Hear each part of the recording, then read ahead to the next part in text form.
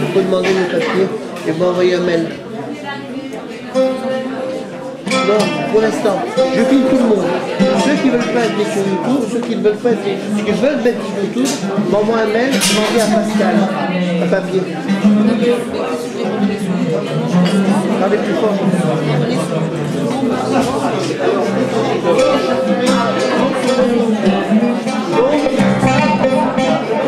Là, si vous voulez être mis sur YouTube, il n'y a pas de problème.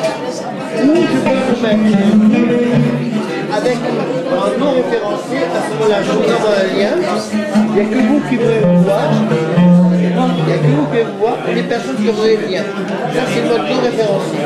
Le mot référencé, le mot public, comment on peut le voir. Vous direz. Mais attention, c'est par mail qu'il faut l'envoyer. C'est là-bas, c'est chez vous. C'est ma secrétaire pour votre qui fait la police. Il n'y a pas d'erreur. Comment? Il n'y a pas d'erreur, je ne fais pas de programme d'erreur. Si vous envoyez. Oui, mais je veux dire, il y a un truc, il n'y a pas d'erreur, je ne sais pas, quelqu'un qui est ailleurs et je vais vous l'envoyer ici.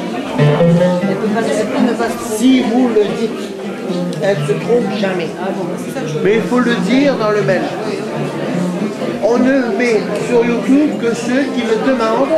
Et s'il faut être sur YouTube en non référencé, il dit en mode non référencé. Voilà. Et ça, c'est pas marqué dessus. C'est au moment où vous dites je vais être sur YouTube, on vous propose par retour, référencé ou non référencé, vous choisissez. C'est très bien fait, madame. J'ai une super secrétaire.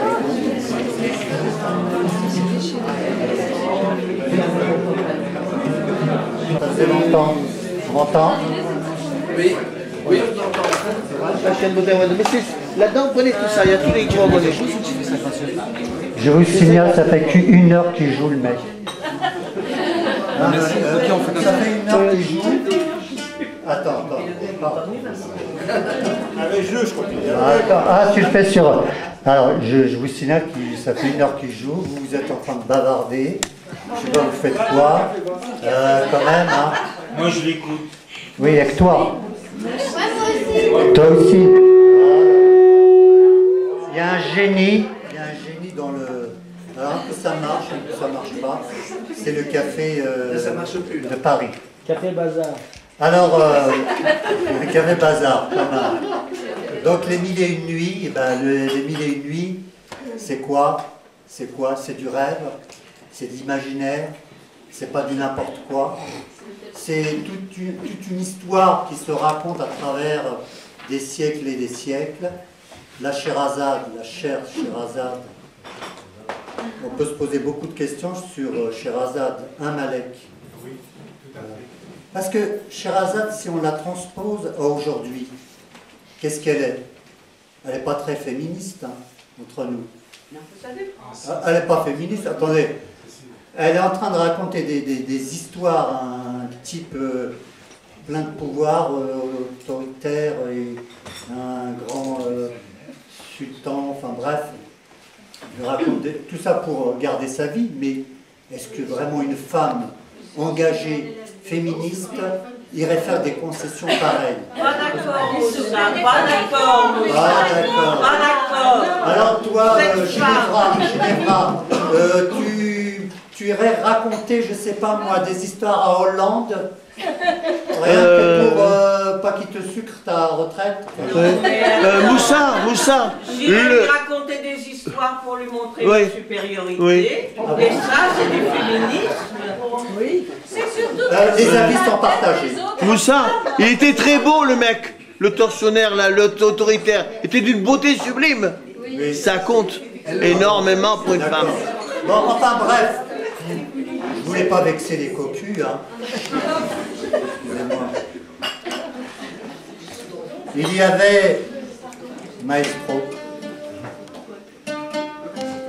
Il y avait à Bagdad, sous le règne du calife Haroun al-Rachid.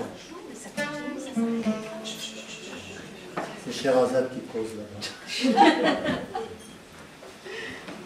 Un marchand fort riche dont la femme était déjà assez marquée par les ans.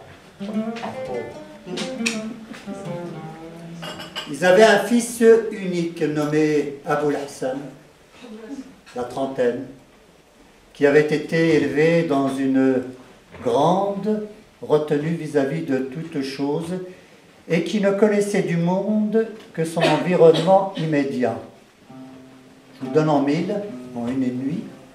C'est une introduction de quel conte? Question pour Malette. Voilà. Bravo. On va vous dire.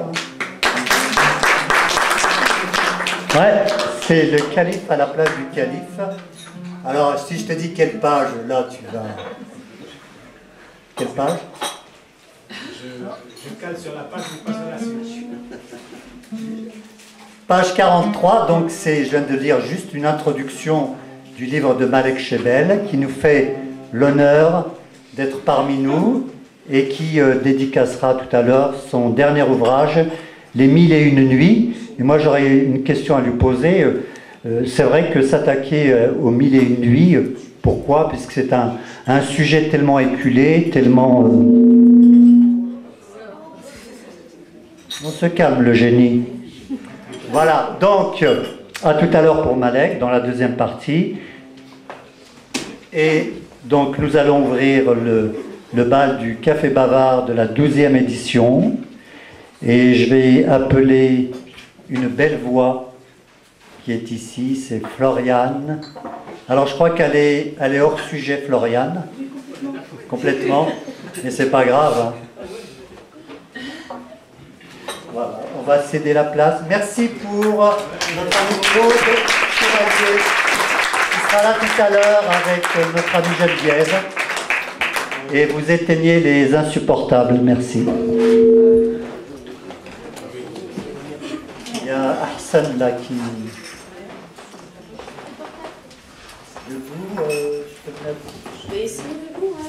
Comme tu veux, là. C'est pas le micro, j'ai pas de chaise. Mais non, mais sinon sans micro, hein. C'est comme micro.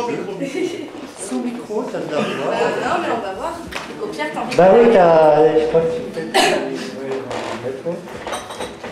Donc voilà, bonjour à tous. Et donc ce morceau, c'est mon dernier morceau et complètement hors thème. Il s'appelle Sous les lois des hommes.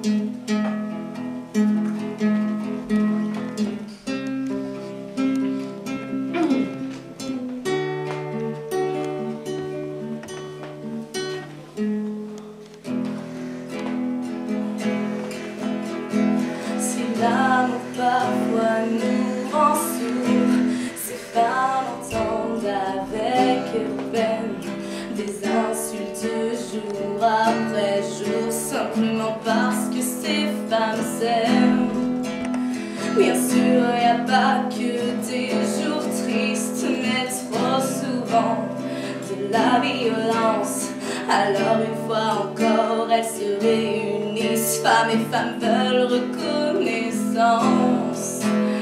Et si l'amour universel est un pilier de la croyance, les pavés du chemin du ciel ne sont-ils pas de tolérance? Et si Dieu est amour en somme, il ne jugera jamais personne. Elles veulent simplement s'aimer sous les lois des hommes. Et si l'amour est éphémère, la haine elle laisse un goût amer.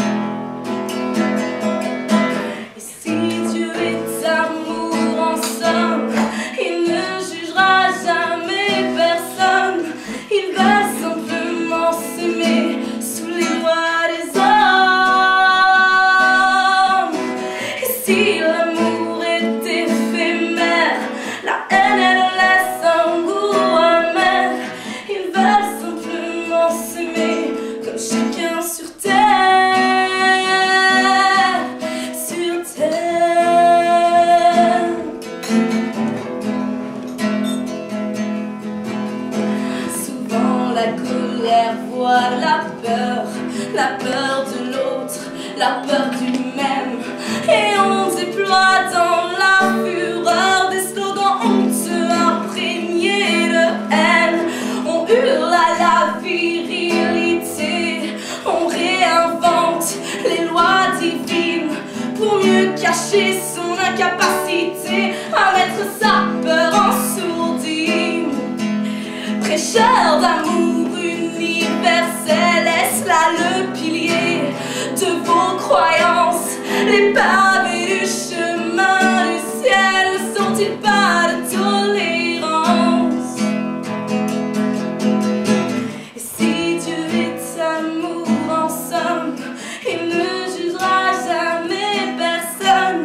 Elles veulent simplement s'aimer sous les lois des hommes.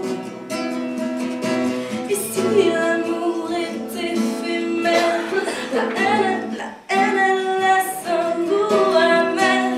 Elles veulent simplement s'aimer comme chacun sur terre. Et si Dieu est amour en somme, il ne jugera jamais personne. Ils veulent simplement s'aimer sous les lois des hommes. Et si l'amour est éphémère, la haine elle laisse un goût amer. Ils veulent simplement s'aimer comme chacun sur terre. Sur terre.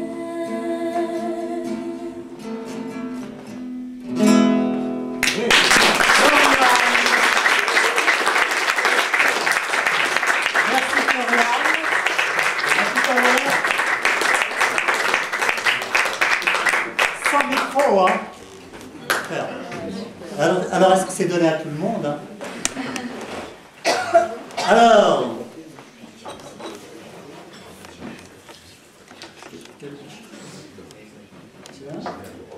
d'habitude il passe en dernier. C'est Christian Brenne. Déjà, hein, quand on passe en premier, c'est... Bah là, déjà, je fais la salle. Hein. C'est dur. Je fais la salle, quand même. Tu seras bref et circoncis. Qu'est-ce que j'ai dit? Non, c'est ça, c'est ça. Hein? On se comprend, hein? Bien.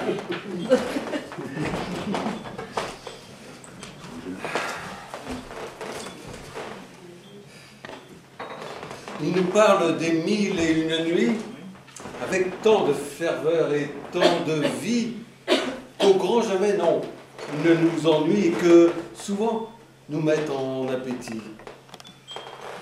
Il nous parle d'un monde fabuleux, de reines, de sabbats et de trésors, de nuits de plaisir, d'instants merveilleux, de danse et de femmes au superbe corps. Il nous parle des 1001 nuits comme s'ils les avaient vécues eux-mêmes. Il nous en parle toujours à grand bruit, avec talent, nous tiennent en haleine. Ces gens-là, voyez-vous, sont des conteurs. Merci. Des raconteurs d'histoires pour enfants. Que je veux. Des enjoliveurs, des bonimenteurs, qui inventent des rêves tout le temps. Eh bien moi, mes amis, je vais vous dire, 1001 nuits, ce n'est rien du tout. 1001 nuits de divin plaisir, si ça les fait rêver, moi je m'en fous. Moi, voyez-vous, ça fait très très longtemps que chaque nuit, je dors entre ses bras et que je me réveille en souriant parce que je suis heureux de voir là, de voir chaque matin de chaque jour celle qui m'aide à supporter la vie, celle qui m'a appris le mot amour et que j'aime peut-être plus que ma vie. 1001 nuits de 1001 nuits, ce n'est rien du tout. 1001 nuits, mais laissez-moi rire. 1001 nuits, ce n'est rien du tout. Moi, c'est chaque nuit que j'ai du plaisir.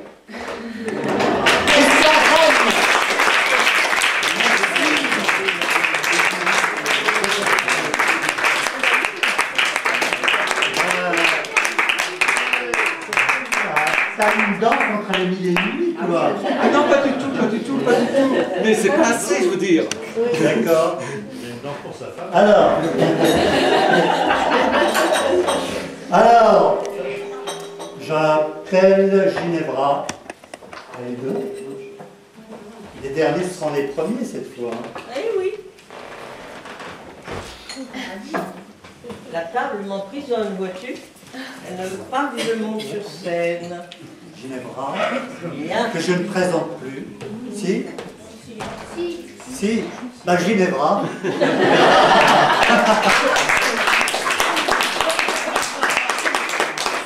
Alors merci aux habitués. Ceux-là me connaissent. La main gauche. Et puis, bonsoir aux nouveaux. Vous ne me connaissiez pas, vous allez me connaître. À ma droite. Voilà. Bon, les mille et une nuits, c'est du rêve. C'est un peu d'érotisme, c'est un peu de... Oh. Ah, le beau souvenir. Grand saule, vieillissant au bord d'une rivière, je me souviens d'un temps où les eaux étaient claires. Une ondine s'en vint un beau jour de printemps de faire révérence et coucher son corps blanc dans mon ombre en silence. J'étais jeune arbre alors et plein de suffisance. Mes habituels amis, doux Zéphyr et Soleil, nous étions, eux et moi, trois coquins tout pareils, vinrent la contempler et lui faire la cour, lui vantant les plaisirs que l'on goûte à l'amour. Tout doux, mes beaux amis, je ne restais plus seule. Un prince des eaux m'en a promis ma main, et si je faillissais, l'offense serait telle que je ne verrais plus se lever le matin. Pourtant, j'aimerais bien connaître les nuances dont vous dites savoir agrémenter l'amour. Et si vous promettez, au final, l'abstinence, je veux bien avec vous apprendre les détours. Souffrez que mon esprit un instant se recueille. Lorsque Phébus glissait ses doigts sous les feuilles, ce coquin de Zéphyr agitait mes rameaux. Nous étions trois alors, à caresser sa peau, baiser les longs cheveux, les lèvres et les flancs, et les rousses toisons, et les tendres seins blancs, les grottes et les creux, l'aimables coquillage, où nous fîmes tous trois parfois naître l'orage. Et je ne parle pas ici des papillons qui s'en venaient parfois butiner cet étang. Chacun à la leçon appliquait tout son zèle dans le secret espoir d'enflammer notre belle. Or nous savions tant faire. Chacun à la leçon appliquait tout son zèle dans le secret espoir d'enflammer notre belle, et elle nous laissait déployer ses ardeurs jusqu'au moment divin où naissent les moiteurs. Or nous savions tant faire avant qu'elle s'apaise que la belle a plus d'une fois soupiré d'aise. Complice, chaque jour la rivière amenait une élève douée qui nous émerveillait et portait à nos cours, jeune malicieuse, avec grâce et plaisir, une attention studieuse. Un soir, elle est partie et ne revint jamais. Nous l'avons regretté, mais sommes désormais certains qu'en son esprit, l'amour de la nature, du soleil et du vent et des souples ramures a un sens bien précis que l'on garde pour soi, qu'à nul on ne saurait confier, même tout bas. Et un peu plus loin, j'ai rencontré, c'était en forêt ma foi, un garçon, peut-être un peu timide. Il écrivait, je me suis demandé ce qu'il écrivait. Je lui ai posé la question et il m'a dit « Oh, j'écrivais un rêve et il vient de mourir. » Belle, elle était posée sur l'herbe et je la regardais, l'esprit et l'œil émerveillés. Dans le soleil, son regardant me fixait, tel un appel. Sa gorge palpitait, crainte ou désir. Je contemplais les longues cuisses, prêtes pour la fuite ou l'abandon à la moindre approche. Mon regard glissait sur sa poitrine menue, que je voulais prometteuse, et sur les hanches, que mes mains fiévreuses rêvaient de saisir pour une descente délice au-delà des ailes frémissantes, à la rencontre d'un coquillage que je pressentais prêt à l'accueil, avide de caresses et d'offrandes. Depuis l'épaule, le soleil glissait sur ses reliefs et sur ses ombres jusqu'à la courbe des reins. J'imaginais son désir, et c'est certain, l'impatiente attente de mon exploration. Autour d'elle, les herbes caressantes s'inclinaient au souffle espiègle du zéphyr. Je tremblais avide de désir, invoquant quelque divinité sylvestre dont les sortilèges sauraient l'empêcher de fuir à mon approche, si elle allait me trouver indigne de sa beauté. Mais on était gentiment. Le garçon, vraiment, était pris de désir de cette attente. Et il continuait.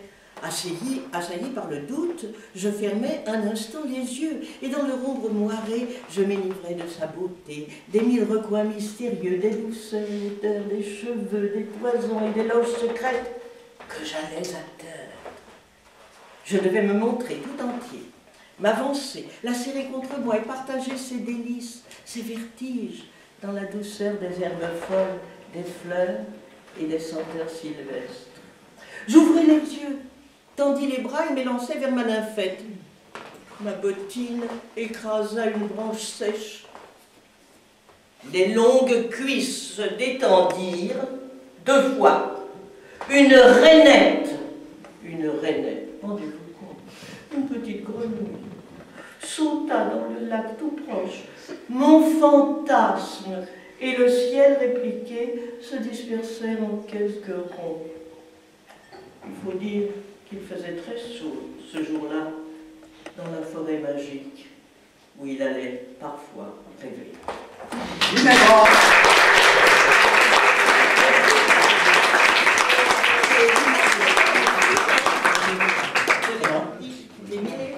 Tu étais dans le sujet. Merci. Alors, on peut utiliser le micro. Oui.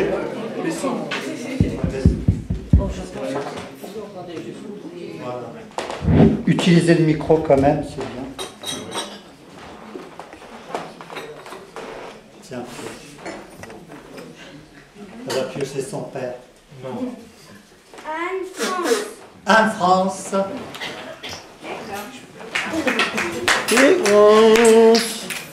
La musique que je m'habille, hein. Bonsoir, messieurs, dames. Bonsoir. Musique. Salut.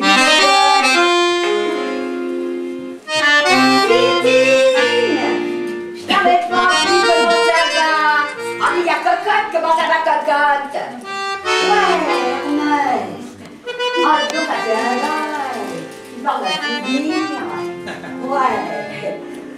Alfred, t'as toujours tes habits du dimanche. Ah, tu plais encore. Ça baigne. Ouais. Et puis voilà Aïcha. Et voilà Rachel, non c'est Rachel. Et Aïcha, non c'est le contraire. C'est Aïcha et Rachel. Vous êtes toujours copines, j'espère. Hein? Il faut, par les temps qui courent. Ouais. Le gitan des fortifs, je te vois là-bas. Salut mon frère, t'as le bonsoir de la tzigane. Ah, mais voilà. Ça, attends, c'est Bibiche. Et ça, c'est Robert, je te reconnais, pourtant il y a un moment. Robert, Eh, dis donc, t'es toujours avec ton banquier pourri. Oh, bah, t'en fais pas, il t'a acheté. T'en fais pas. D'ici quelque temps, ils seront bien pires. Dans 112 ans, mettons, ben, le fric, le pèse, le flousse, la monnaie, le pognon, quoi. Ça sera le maître du monde. Je l'ai lu dans mes cartes, enfin dans la main des passants dans la journée. Ouais, c'est toi, Julot. Julot, elle marche tes poulettes. Oh, et Cri-Cri, moi c'est Cri-Cri, la voleuse de santé. Et Crac-Crac, et Poil-Poil. Bonsoir tout le monde. Il fait un froid noir sur le Rochechouart. Faut dire, un 31 décembre 1899, avec de l'orage, on peut faire de l'or ce soir. Ouais, en plus c'est dimanche, et en plus c'est Messieurs Rhodes. Je suis venu vous prévenir, faut pas rester là. Allez, on fout le camp. Vous savez que les flics, hein, quand ils enterrent un siècle, surtout le 19e, ils peuvent être vaches. Lève-la, allez on se tire, on se casse, foutons le camp, barrons-nous. Aïcha et Rachel d'abord, le gitan des fortifs, et tout le monde, en courcher bruyant. Eh oui, il y aura du meilleur et ce sera gratis. Allez le public, vous venez avec. Les moches, les beaux, les riches, les pauvres, les cons, les malins, et tous ceux qui viennent d'ailleurs, plus soi-disant ceux d'ici. Hein? Le bonheur, c'est maintenant. Allez, on va boire à la santé du temps qui passe, même si on le regrette toujours un peu. Elle a la peau douce, aux taches de son, à l'odeur de rousse, qui donne le frisson. Et de sa prunelle, au ton vert de gris, l'amour étincelle dans ses yeux qui brillent. Ah, si on aime bien le chien, et si belle et si gentille, on l'aime bien. Qui ça? Mini Pocha. Où ça? À la Bastille. Encore, tout seul, ensemble.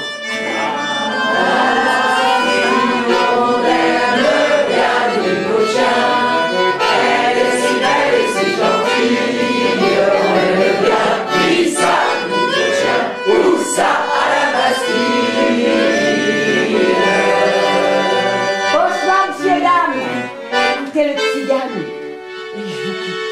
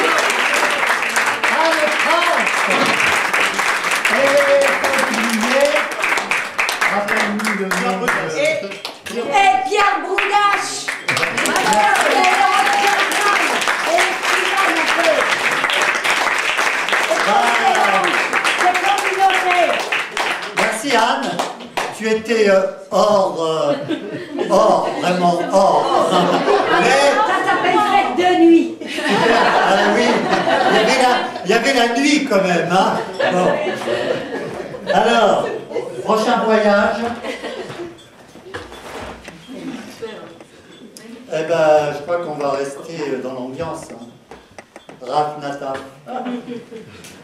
Alors Raph, je le connais depuis déjà quelques années. Je te laisse un micro, pas oui, tu m'as dit. Et j'ai changé de programme encore. Un poème. Mince alors. Mince, il a changé. Raph est conteur, n'est-ce pas? Oui. De métier. Tout à fait, conteur de métier. Et aujourd'hui, je vais dire un poème. Je ne vais pas C'est étonnant, hein? Une histoire. Il trahit le conte pour dire un poème. Bon, pourquoi pas, hein? On peut faire aussi des petites infidélités. Eh oui. À toi. Je peux retirer le pied de micro, je peux me permettre? Oui. Tu peux l'enlever, il s'enlève, il est super ce micro. Voilà, très bien.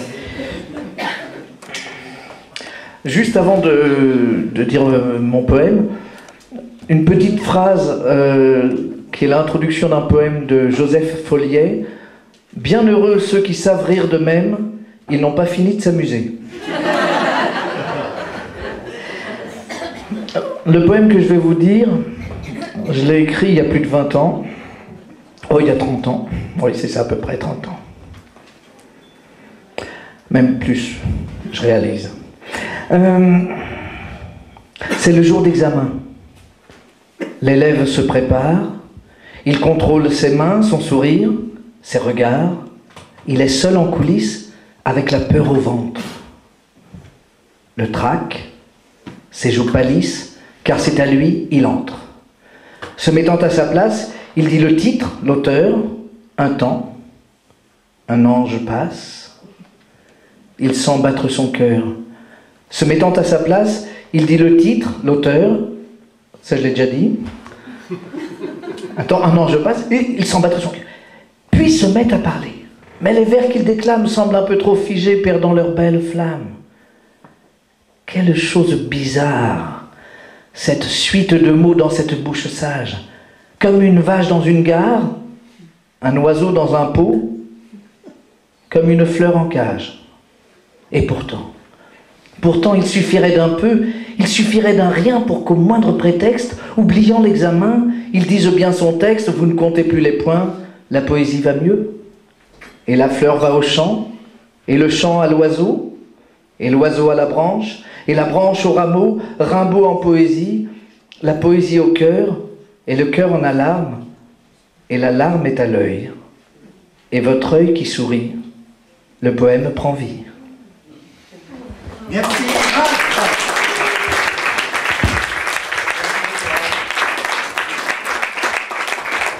Je ne sais pas pourquoi il a changé, il devait dire un Boris Vian, mais fais ce que tu veux. Hein.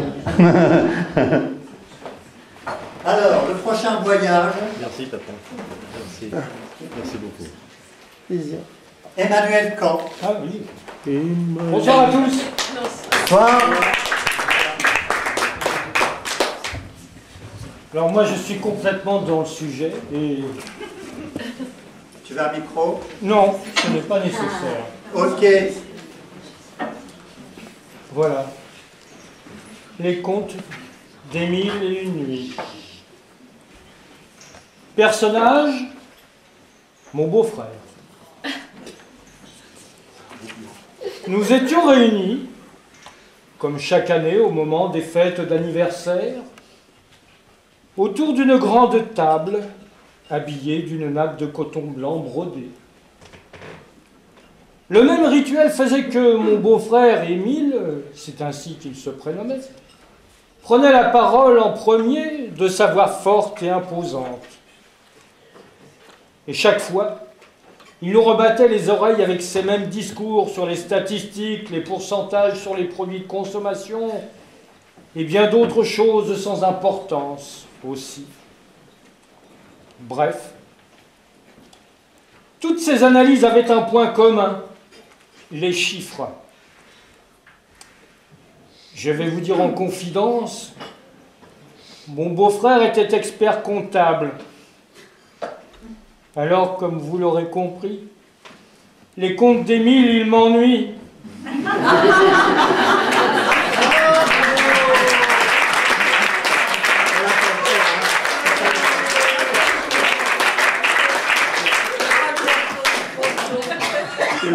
Scheherazade. Sur le Tour de France cycliste, étape du Tourmalet, il fait très chaud. Les spectateurs applaudissent au passage Le maillot jaune, il fait soif. Le Carpodium, Pernod Ricard propose une boisson anisée aux assoiffés qui doivent s'acquitter de 30 € le verre. Elle est chère, la rasade.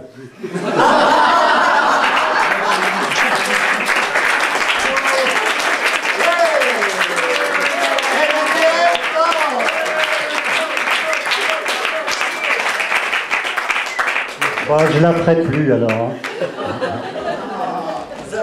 Vous en avez des comme ça? Pas mal. Merci Emmanuel.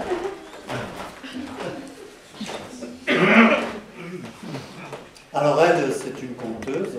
Je pense qu'elle est dans le thème. Mado, la goutte. Sans micro, Mado. Oui. Ok, ben, certains la connaissent déjà. Hein. On va faire de la place.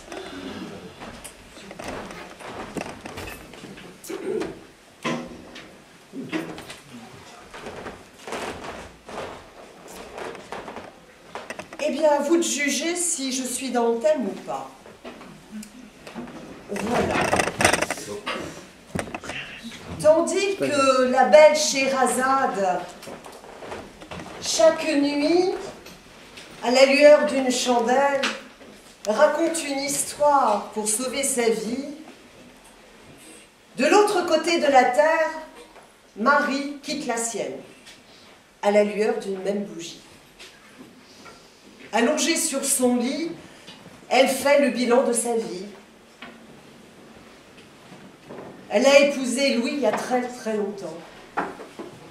Et elle se rend compte à présent qu'elle n'a pas été heureuse.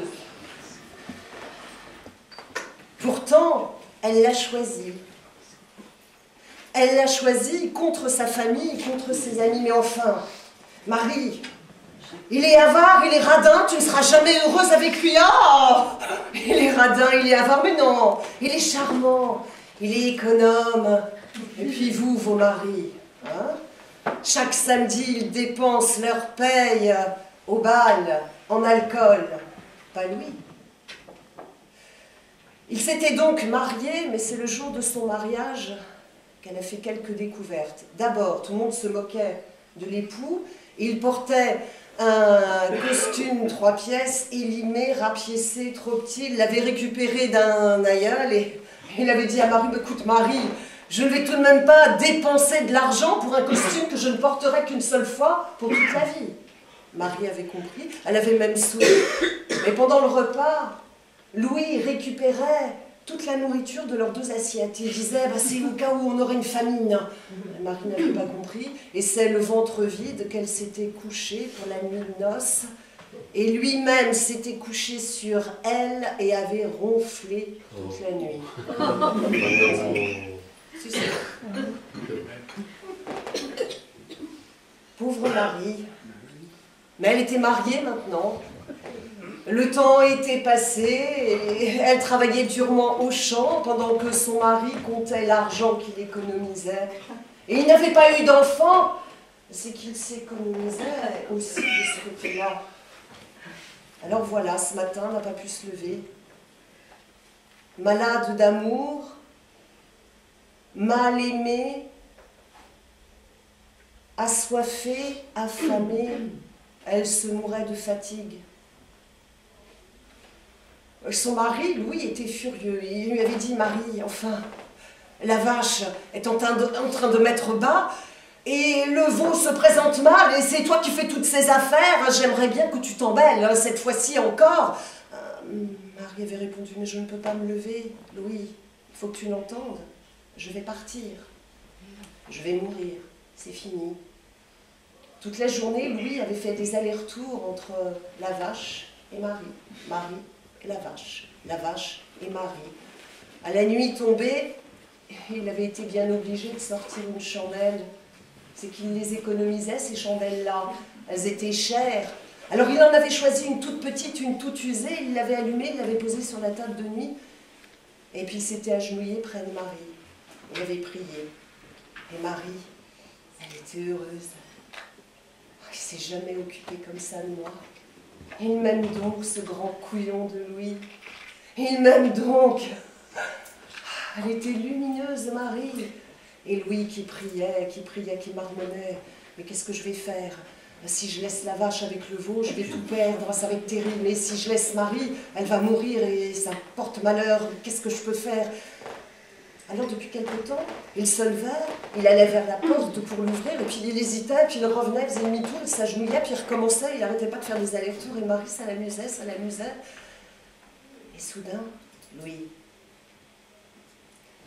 il s'était proché de Marie, il s'est penché vers elle, doucement à son oreille. Et Marie s'est dit, ça y est, il va me le dire. Il va me dire qu'il m'aime, je vais partir avec tout cet amour. Je n'y croyais plus. Et Louis a dit simplement ces mots. Marie, oh Marie, quand tu pousseras ton dernier soupir, lorsque je serai absent, tâche de le souffler vers la flamme pour l'étendre. Parce que vois-tu, les chandelles sont un peu chères. Louis est sorti de la chambre et Marie a compris quel était cet homme-là. Elle a compris qu'elle avait tout raté. Et puis soudain, elle s'est mise à rire.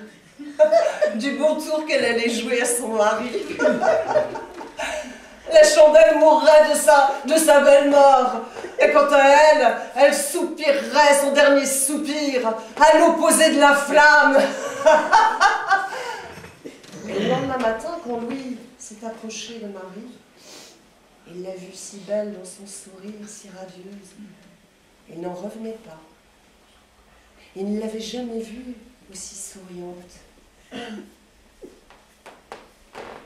Vous voyez, chaque jour, il y a des femmes qui meurent sous les coups de leur mari. Il y a aussi des tas de femmes qui meurent d'être mal aimées. Oui, d'être mal aimées par leurs époux. Alors, vous autres, messieurs, quand vous nous appelez mégères, vous devriez réfléchir un peu, à part Christian, vous devriez réfléchir un peu à votre façon de nous aimer. Et je crois que c'est un peu cela que la belle Scheherazade essaye de nous dire avec tous ses contes. Quoi que tu en penses, mon cher Quoi que j'en pense. Merci. Madame la Rousse.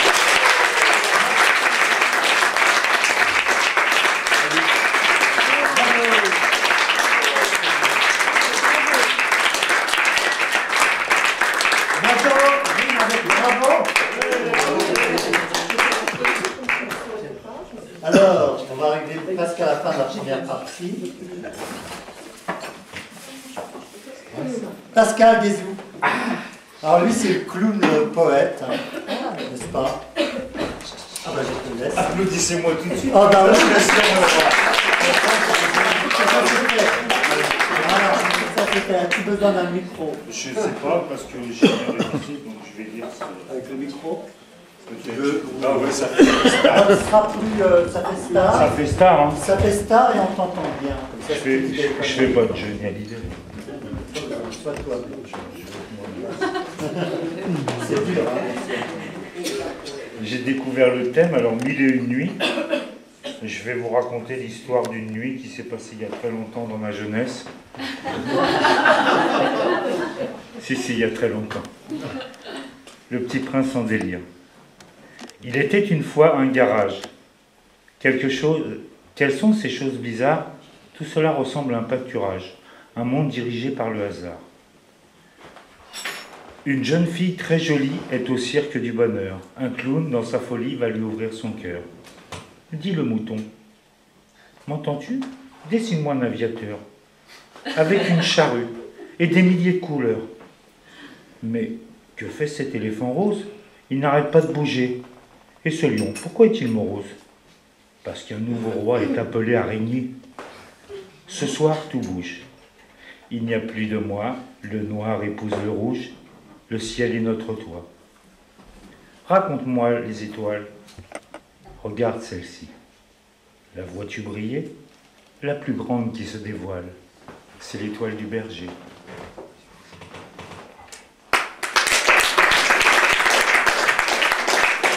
Alors, j'hésite parce que la dame elle a dit des choses sur les hommes. N'oubliez pas le guide. Il y a celle avec qui tout a commencé, ce premier baiser, à peine effleuré, la sirène du bateau vapeur, la source du fleuve bonheur.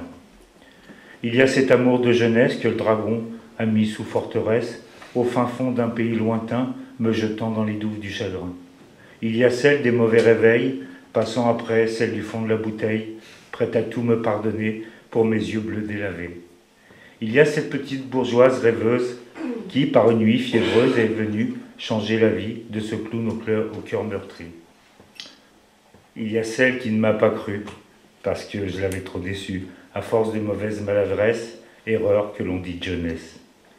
Il y a celle qui a dressé la potence, qui a prononcé la sentence, me condamnant à l'enfer au point de jouer avec Lucifer. Ces femmes, je voulais les remercier, même les autres qui ont très peu compté. Elles m'ont prise dans leurs bras et laissé partir sur le chemin vers toi. Pascal,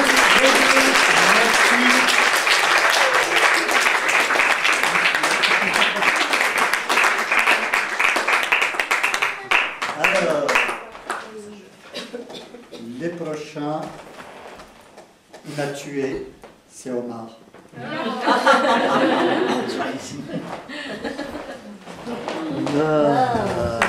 Le rire m'a tué.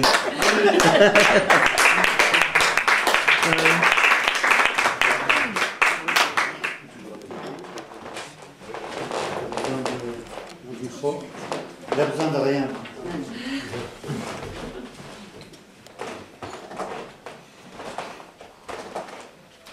Dernièrement, j'ai participé à un spectacle. La salle était comble. Il y avait beaucoup de dames. Alors, j'arrive sur scène. Je dis bonjour. Après, je dis aujourd'hui, mesdames, je suis venu pour vous. Tous mes copains sont partis au salon de l'auto. Moi, je suis venu au salon de l'occasion.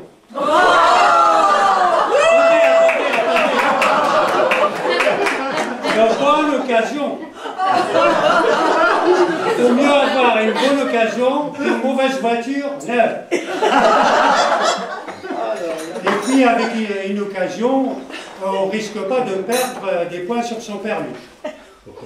On ne peut plus faire d'excès de vitesse. Les rallyes, les 24 heures du mois, il y a longtemps qu'on n'en parle plus. Et souvent, il n'y a même plus de feu rouge à griller. Alors, il y avait une dame là qui me mangeait de regard. Je m'approche. Ça va, madame? Mécaniquement, fonctionne bien chez vous? Elle me dit, ça dépend du mécanicien.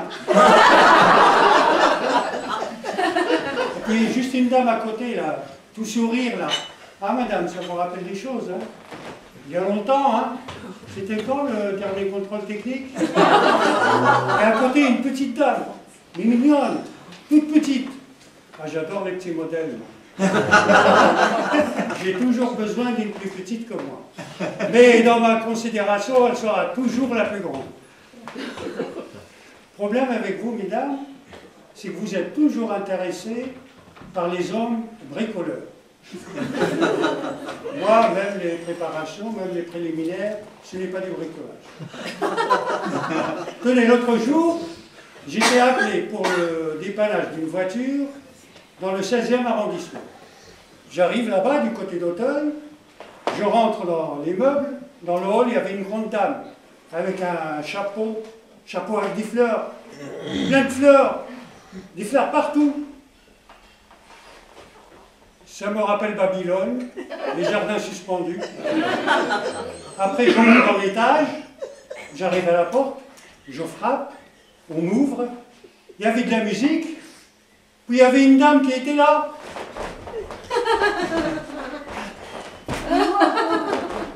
Vous aimez? C'est le lac des cygnes de Tchaïkovski. Tchaïkovski, je ne le connais pas celui-là. Ça doit être un nouveau remplaçant du PSG. On ne connaissait pas Tchaïkovski. Les gens qui ne connaissent pas Tchaïkovski, c'est des zéros. Oh bon, je suis un zéro, moi. C'est quoi un zéro? Oh, ça doit être encore une invention de mes ancêtres. Alors comme ça, vous ne connaissez pas Tchaïkovski. Enfin non, madame. Vous ne connaissez pas Tchaïkovski. Ah, madame, arrêtez, s'il vous plaît. Hein. Avec votre Tchaïkovski, vous me cassez les noisettes. Ah. Vous connaissez. Hein. Oui, vous connaissez. Je connais rien du tout. Hein. Ah. Je suppose que vous connaissez aussi la Belle au bois dormant. Le bois dormant. Ah non, madame, moi je connais le bois d'Arcy. Et alors, il se trouve que ce soir-là...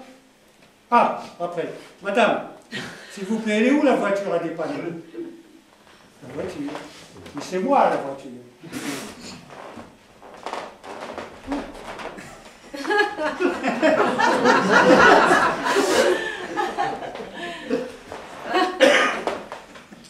Il se trouve que ce soir-là, chez cette dame, la 5 était en panne.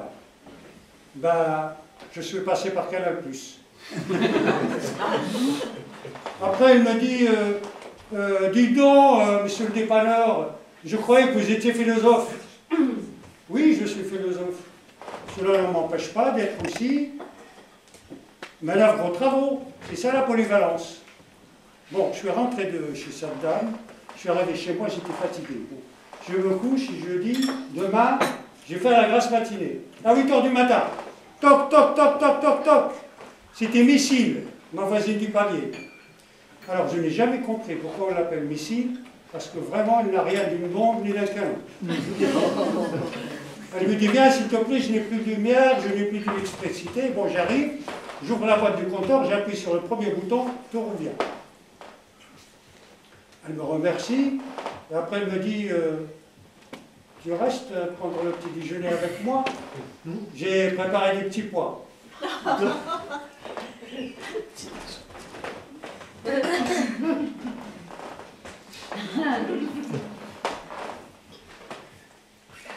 Je n'ai rien contre les petits pois, mais la voisine... Et il faut voir comment elle s'habille. Hein. C'est une enseignante. Je me rappelle de Moussa, quand il était enseignant, le pantalon il manquait toujours 20 cm. Alors, ah oui, il n'y avait pas que ça. Hein. Ah puis il est curieuse, ma voisine. Elle pose de ces questions. Omar, tu as commencé à quel âge? Moi, 14 ans, notice en main avec une dame mariée. Et quand tu n'es pas là, tu es où? Ben, quand je ne suis pas là, je suis ici. Alors, je sors de chez ma voisine du palier, voilà la dame du deuxième qui me tombe dessus. S'il te plaît, viens me dépanner, j'ai les WC qui sont bouchés. J'arrive chez cette dame-là, bon, je ne savais pas quoi faire, c'était grave. Hein. Et après, j'ai eu une idée. Je lui ai dit, vous avez un aspirateur? Je lui ai dit, oui. Je lui ai dit, donnez-moi l'aspirateur. J'attrape l'aspirateur et puis, bon, ça y est, il est bouché.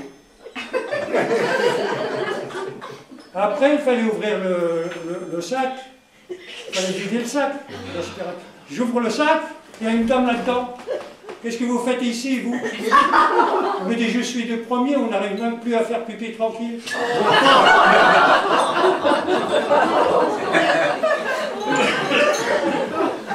Je sors de chez la voisine du deuxième, voilà la dame du rez-de-chaussée.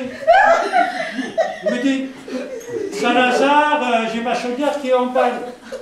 Elle m'appelle Saint-Lazare parce qu'elle croit que je suis portugais.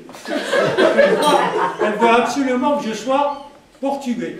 Bon, pourquoi pas? Je lui ai pourtant expliqué l'autre jour. Je lui ai dit, madame, je ne suis pas portugais. Si, tu es portugais. Madame, vous ne trouvez pas que je suis un peu trop gros? Il m'a dit non, ça ne veut rien dire. Et alors, attendez, mais avant, quand on a ouvert le sac, là, après je n'avais rien compris, je reviens un peu en arrière. Cette dame-là qui est du premier, là, qui était en train de faire pipi, elle saute là-dedans, habillée tout en blanc, nickel. L'intérieur du sac, une vraie crèche. Elle me saute dessus. Lâchez-moi, madame, je ne vous connais pas. Elle me dit, moi, je te connais. Je savais que du deuxième, tu allais directement au rez-de-chaussée. Hein? Tu ne crois pas que je vais me laisser griller? J'ai une course à faire, j'en ai pour 1 heure, et dans 1 heure, je t'attends au premier. Bon. Donc je rencontre cette dame-là qui me prenait pour un Portugais. Et alors on arrive chez elle. La bonne surprise, je n'aurais jamais cru qu'une dame de cet âge-là avait une aussi belle chaudière. Bon, elle me dit, puisqu'on est là, on attaque tout de suite. Voilà, je commence le travail, le ramonage. Voilà qu'elle se met à gémir et à crier. Je ne comprenais pas. Je n'avais pas ma main dans son sac. J'avais les mains au panier. Et elle continue à gémir et à crier. Vas-y, vas-y, encore. Vas-y, Salazar. Vas-y, vas-y, vas-y. Salazar, vas-y, Franco.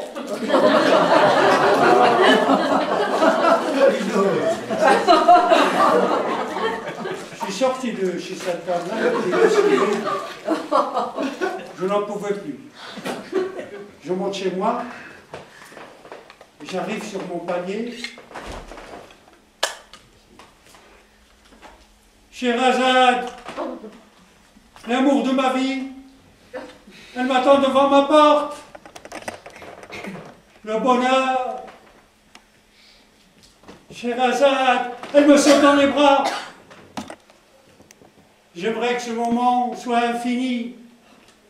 J'aimerais que cet instant soit éternel. Je suis l'homme le plus heureux du monde. Scheherazade, nous sommes les plus heureux du monde.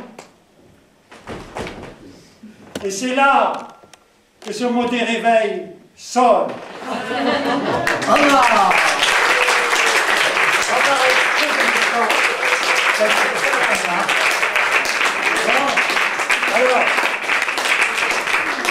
Un bel exemple pour rappeler un petit peu les règles. Alors tu as explosé le temps, tu n'as plus de crédit maintenant. Hein. Alors c'est 3 minutes texte lu, 5 minutes texte su. J'ai toujours été à découvert. Eh ben oui, je vois.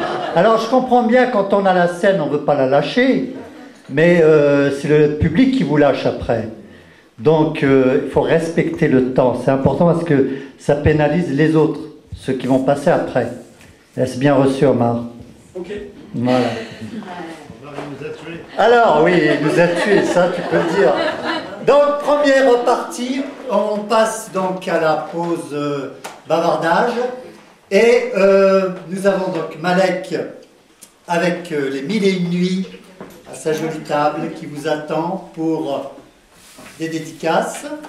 Et puis peut-être causer un peu avec lui. Voilà, à tout de suite. 15 minutes à peu près.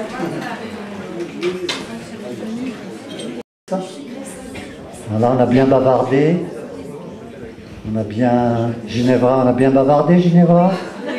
Bon, maintenant tu vas reprendre ta place. Gentiment. Elle a accueilli, elle fait l'accueil aussi, Ginevra. Ah oui, c'est la marraine du Café Bavard. Hein. Et oui, c'est un pilier. N'est-ce pas? Alors, donc on va poursuivre. Tout le monde est là. Alors, il ne reste pas beaucoup de monde dans le chapeau. Hein. Il ne reste pas personne. Le chapeau a moins perdu en route. Et bien, c'est Asdine. Asdine. Oui, c'est moi. Allez. Asdine, lui, c'est le spécialiste des 1001 nuits. N'est-ce pas? Il ne dort pas de la nuit, lui. Asdine, c'est le conteur Hein, il a des poches sous les yeux. Comment va Sherazade? Ça va, elle se porte bien. Se porte bien? Ouais, tu lui passeras le bonjour. J'y manquerai pas. Voilà. Donc Asdine, je ne sais pas qu'est-ce qu'il va nous raconter, mais je crois qu'il va le faire. Oui, c'est sûr, je vais le faire. Pas de micro pour toi. Ce que je vais raconter, bon, ben, c'est simple, je vais raconter le début des Mille et Une Nuits, c'est-à-dire comment commencent les contes des Mille et Une Nuits.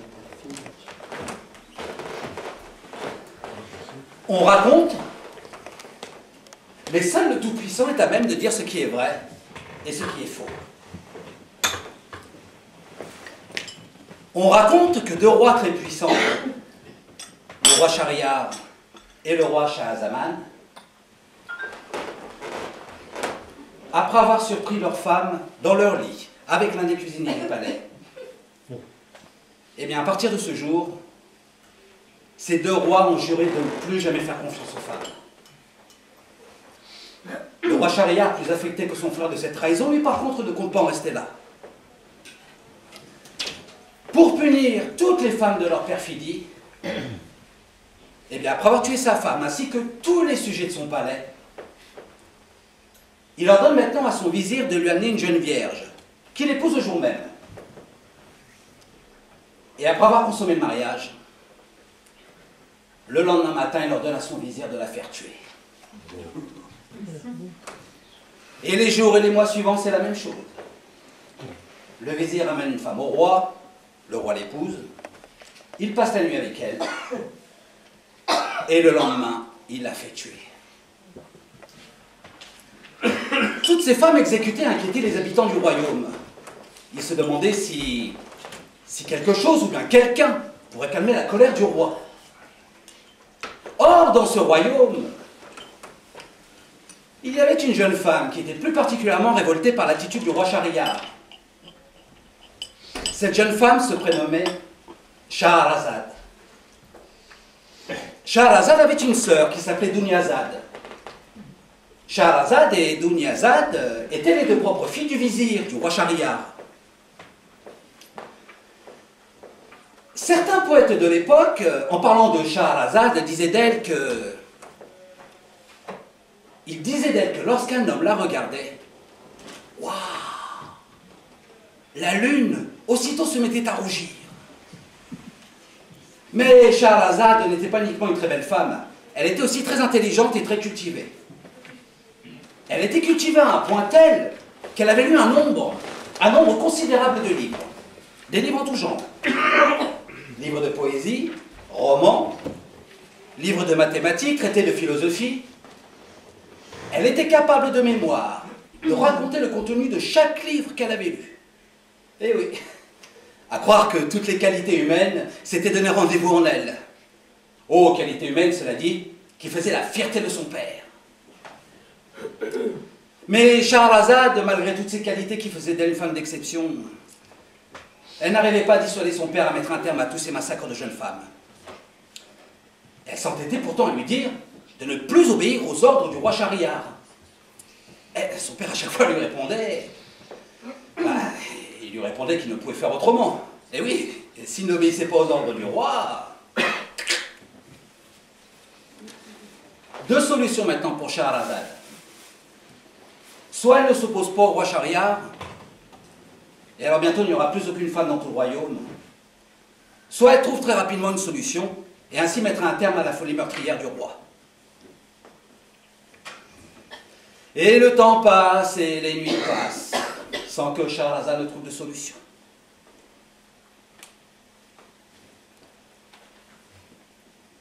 Et un matin, comme si la main du Tout-Puissant s'était posée sur elle pendant son sommeil, Shahrazad trouve enfin une solution. Elle va alors voir son père et lui demande son accord pour qu'elle épouse le roi Shahryar. Son père, bien sûr, s'opposera au mariage. Et oui, parce qu'il sait très bien qu'après la nuit de noces, le roi lui ordonnera de tuer sa fille. À force d'insister, Shahrazad finira par convaincre son père de célébrer le mariage. Et juste avant la nuit de noces, avant qu'elle ne se donne au roi, Shahrazad va voir sa sœur et lui demande de l'aider à réaliser son plan. après qu'elle lui a expliqué point par point les détails de son plan et ce qu'elle devra faire, Scheherazade va rejoindre le roi dans la chambre nuptiale. De mémoire d'hommes et de femmes, jamais deux êtres n'avaient fait l'amour avec une telle perfection, un tel érotisme que cette nuit-là. Et quelques heures avant le lever du soleil, prémisse d'une mort certaine pour Scheherazade, Dunyazad fait alors son entrée dans la chambre nuptiale. Et avec elle, c'est tout le stratagème de Scheherazade qui se met en place. Comme il était convenu dans leur plan, Dunyazad demande à Scheherazade de lui raconter une histoire avant que le roi ne la tue. Le roi, n'y voyant pas d'inconvénient, bien au contraire, et oui, vu qu'il souffrait d'insomnie depuis quelques jours, accepte. Et Scheherazade se met à raconter une histoire. Écoute, écoute petite sœur, écoute ô mon roi. Écoutez l'histoire que je vais vous raconter. Et elle raconte. Elle raconte pour sauver sa vie et celle des autres femmes.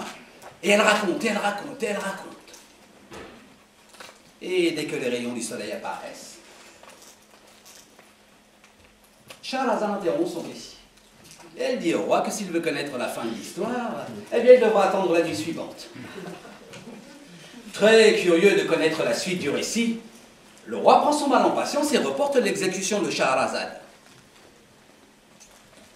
Et la nuit venue, Scheherazade reprend son histoire là où elle avait été. Son histoire maintenant terminée. Le roi qui était complètement hypnotisé par la voix enchanteresse de Scheherazade, lui réclame une autre histoire. Alors que les rayons du soleil n'étaient pas encore levés sur le royaume, Scheherazade déroule le fil d'une nouvelle histoire et elle raconte, et elle raconte, et elle raconte. Écoute, écoute petite sœur, écoute ô mon roi. Écoutez l'histoire que je vais vous raconter. Maintenant que mon récit s'arrête, mais il est bien loin d'être terminé, que va-t-il advenir du roi Shahryar et du roi Shahzaman? Et Scheherazade en racontant des histoires, réussira-t-elle à adoucir le cœur cruel du roi Shahryar? Eh bien, seule la suite de l'histoire nous le dira. Andine.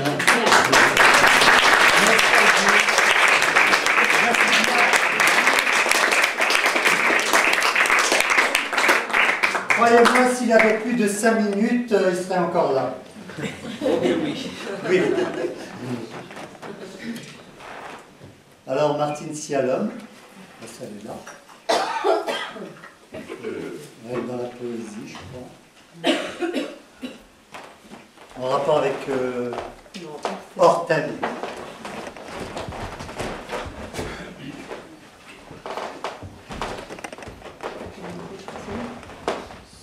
C'est bien. Si tu penses que tu vas être entendu, c'est mieux. C'est mieux le micro, on entend beaucoup mieux. Pas le bâton juste devant.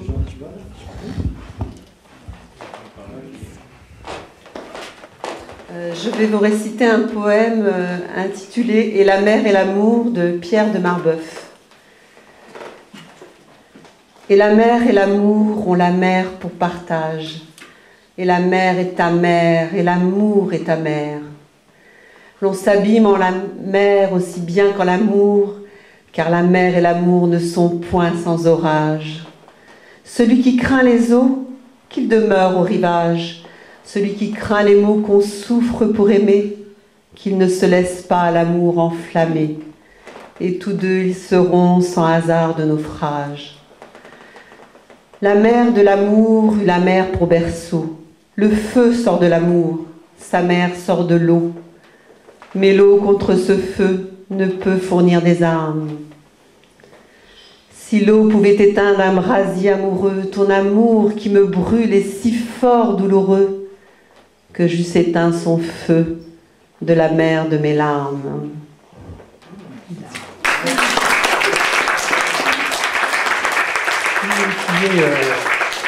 Qui est Marbeuf?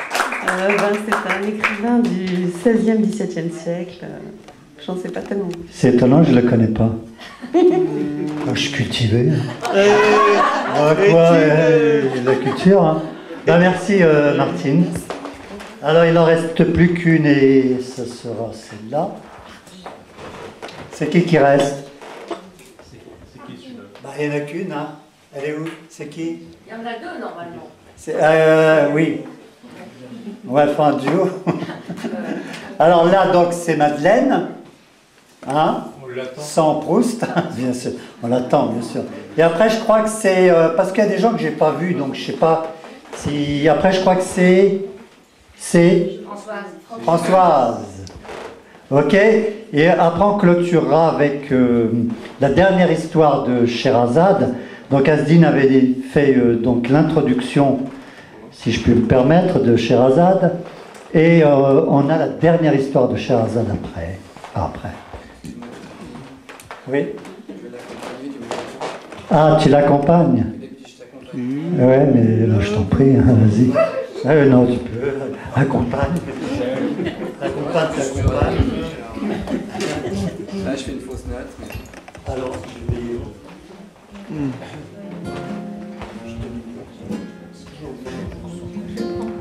Ça fait citron. Hein. Ça fait citron. Hein.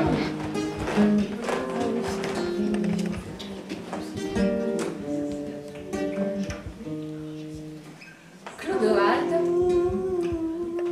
dit petit bonhomme, écarquille ses grands yeux où se reflètent les lumières de la salle des fêtes. Géco et Morétane, ses deux copains Géco, sont à ses côtés. Ils sont tellement heureux que petit bonhomme ait enfin accepté de les rejoindre dans le temps du rêve. Et avec la complicité de tout le petit peuple qui y vit, ils ont organisé cette fête. L'enfant ne sait plus où donner de la tête. Tout ici est tellement différent de son monde humain, rempli de « ils veulent l'obliger à aller en classe, l'obliger à se laver, à faire ses devoirs. » Aucune place pour la rêverie. Aussi est-il heureux qu'au travers d'un de ses songes, l'enfant a croisé la route des Gécos. Soudain, un joyeux tintamarre. Arrivent en farandole les grenouilles rieuses Cocoille et Ranitomeia, Nerprin le farfadet avec sa copine Luciole accrochée à ses basques, la fée bleue tout voile dehors, et Merlin l'enchanteur qui s'y prend les pieds. Et assis sur la coquille d'Élix, le flamand escargot, Freyr, le roi des elfes. Brusquement, l'obscurité tombe sur la salle. Une silhouette se découpe sur un fond de lave en fusion. Un grand cri fuse. « Va des rétros, Satanas !» Le diable, car c'est bien lui, apostrophe Géco. Il y a un humain ici ce soir, Clodoald. J'exige que tu me le donnes. Ici, c'est petit bonhomme. Il a choisi le temps du rêve. Il ne t'appartiendra jamais. La colère du diable explose. Depuis des millions d'années, je nourris les humains avec mes poisons nommés maladie, haine, mort, guerre. Ah, leur guerre, de sacrée réussite. C'est à elle que je dois ma peau à Corny. Hiroshima et Nagasaki, ça te dit quelque chose? Oh, bah bien fait si tu y as brûlé tes ailes. Je t'ordonne de me remettre Clodoald. Bon, écoute, Lucifer. Ici, c'est le temps du rêve où tu n'as aucun pouvoir. Alors, casse-toi vite fait. L'orchestre, sous la férule de Scorpion, explose. Les notes s'envolent, se fracassent sur le parquet, pilonnent les épaules du diable, le renvoyant à son néant. Et la farandole reprend.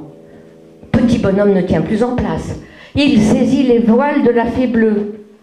Géco et Morétane lui emboîtent le pas.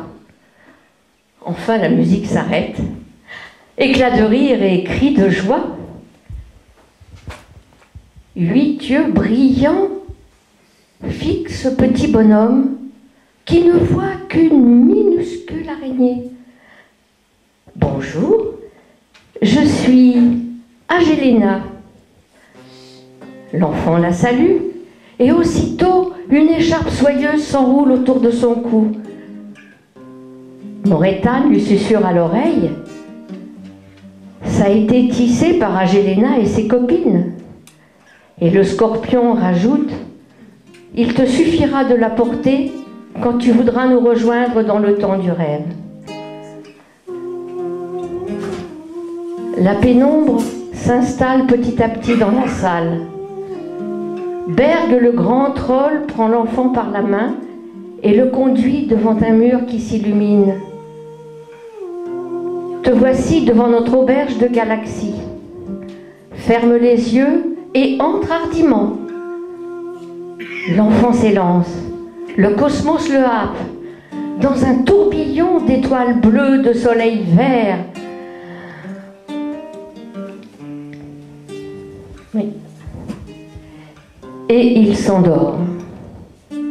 La douce voix d'Agélena lui dit au creux de son corps et de son cœur, tu as devant toi toutes nos vies, celles du temps des rêves, le temps que tu as choisi, ne l'oublie jamais. Berg, le grand troll, le dépose sur un lit de mousse. Clodoald, viens vider le lave-vaisselle. L'enfant sursaute. Sa main frôle son cou. L'écharpe d'Agélena palpite doucement. Le temps du rêve est bien réel. L'enfant redresse les épaules. À nous deux, les îles Volmeux.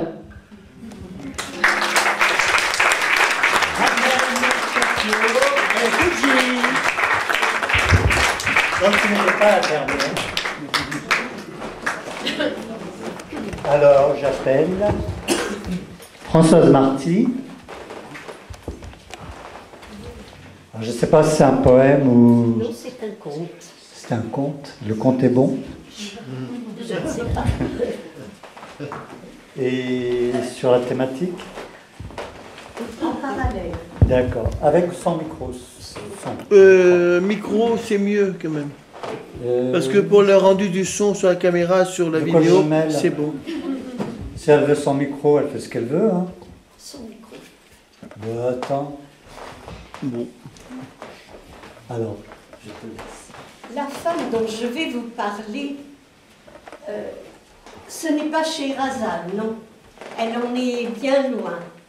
Elle a vécu bien avant Scheherazade. Mais comme elle a su, durant de nombreuses nuits, protéger une vie. Je vous l'ai dit, c'était il y a très longtemps. Cette femme, toujours triste, vivait à côté de son compagnon, dans une forêt très profonde. Ils n'avaient pour seul voisin que les animaux sauvages. Et de la lucarne de leur maisonnette, ils voyaient passer les vents, les pluies, les soleils. Mais si elle était triste, ce n'était pas à cause de cette vie monotone, non. Si elle était triste, c'était à cause de l'âme broussailleuse de son compagnon, aussi broussailleuse que sa tignasse et sa barbe. Et quand il voulait se montrer caressant, il l'était autant qu'un buisson d'épines. Le soir, quand il rentrait de la forêt, il poussait la porte d'un coup d'épaule, il posait le fagot de bois qu'il avait ramené pour le feu, il prenait une branche, relevait sa manche, levait le bras et il la battait. Ben oui, c'était sa manière à lui de lui dire bonsoir. Les jours ont passé, les nuits ont passé, et puis, un matin d'été, alors qu'elle le regardait s'enfoncer dans la forêt, la femme a posé les mains sur son ventre. Et là, elle a souri. Pour la première fois depuis ses épousailles, elle a souri. Elle était heureuse, elle était émerveillée. Elle sentait en elle une nouvelle vie. Je peux vous dire que son bonheur a été de courte durée, car elle a tout de suite pensé que s'il continuait à l'abattre, il atteindrait cette jeune vie qu'elle avait au fond d'elle. Alors toute la journée, elle a réfléchi avec force, avec désespoir. Elle s'est dit, il ne faut plus qu'il me batte. Et le soir, quand l'homme est rentré, elle a entendu la porte s'ouvrir avec fracas.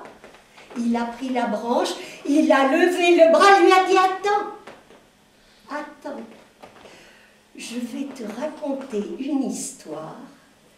Écoute-la et tu me battras après. Au moment où elle disait ça, elle n'avait pas la moindre idée de ce qu'elle allait lui raconter. Mais les mots sont venus, ils sont sortis de sa bouche, suaves. Et toute la nuit, l'homme l'a écouté, les yeux écarquillés. Et quand le jour est apparu, il a repris sa hache et il s'en est allé vers la forêt. Le lendemain, la porte s'est ouverte avec fracas. Le soir, il a repris sa branche. Attends, je vais te raconter une histoire encore plus belle que celle d'hier soir. Et après, tu me battras si tu veux. Et toute la nuit, la femme a raconté devant l'homme qui avait les yeux ronds et qui ne bougeait pas d'un poil. Et ainsi de suite.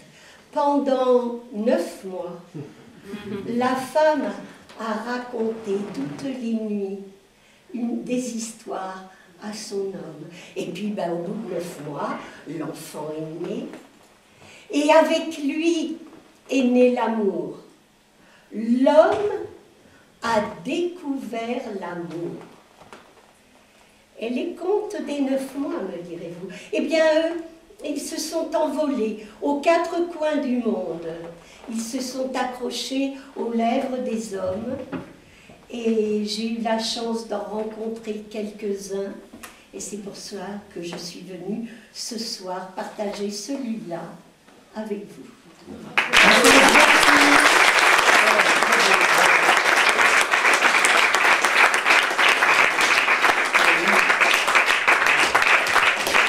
Finalement, Scheherazade a fait des petits. Hein? Il vient d'où ce conte? C'est un conte français. Oui. Henri Gougaud. Oui. Ah oui? Ah, de Gougaud, d'accord. Ok. Bien, donc avant de terminer ces voyages, et avant d'accueillir donc notre ami Malek Chebel, notre invité d'honneur pour ce 12e Café Babar, on va terminer donc la scène ouverte avec nos amis qui sont là, derrière, et qui vont nous raconter, donc c'est Geneviève Boueno et notre ami Chevalier Claude. Voilà avec les noms. Je dis pas le titre? Non. Ah ben voilà, je ne dis pas. Ok. En tout cas, c'est la dernière histoire. Ça se réfère bien aux mille et une nuits. Donc, c'est les accessoires qu'on a d'habitude dans le spectacle et dont on guère se passer. Voilà. Donc, on a entendu toutes sortes de magnifiques nuits. On a eu des évocations des nuits de Scheherazade avec Nado, la goutte, avec France, avec des tas, avec Omar. Scheherazade était un petit peu partout. Et donc, grâce à ces algorithmes qu'elle avait inventés, puisque Elle était aussi mathématicienne, elle connaissait le grand mathématicien Al-Khwarizmi. Donc toutes ces nuits passèrent jusqu'à celle-ci que nous allons vous interpréter, où Shahrazad, à son tour, prit la parole. Oh, Sherazade, que cette histoire est splendide. Oh, qu'elle est merveilleuse. Et tu m'as fait voir, ô docte et diserte, des événements qui arrivèrent à d'autres qu'à moi, et à considérer attentivement les paroles des rois et des peuples passés, et ce qu'il advint de choses extraordinaires et dignes de réflexion. Et de t'avoir écouté durant ces 1001 nuits, je ressors avec une âme profondément changée et imbibée du bonheur de vivre.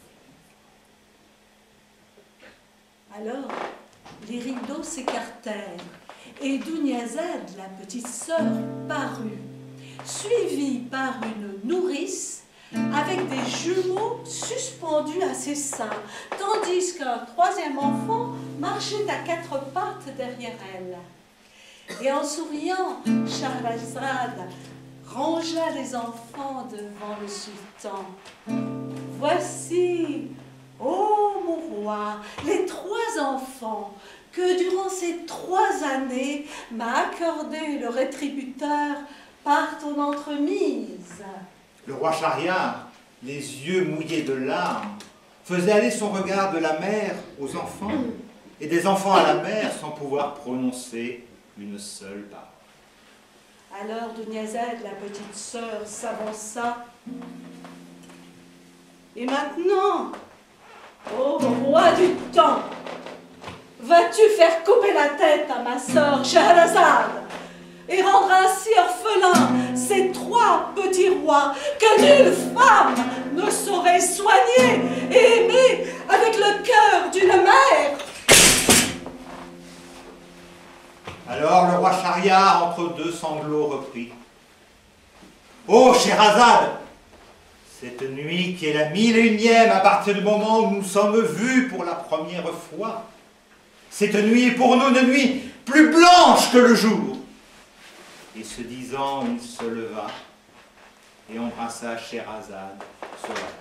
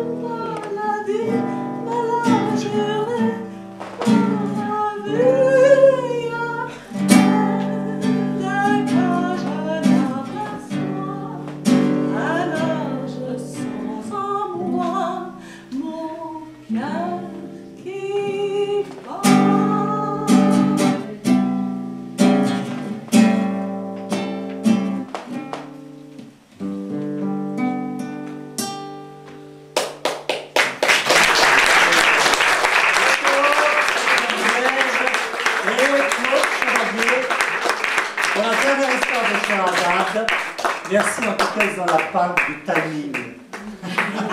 à respecter donc. Merci.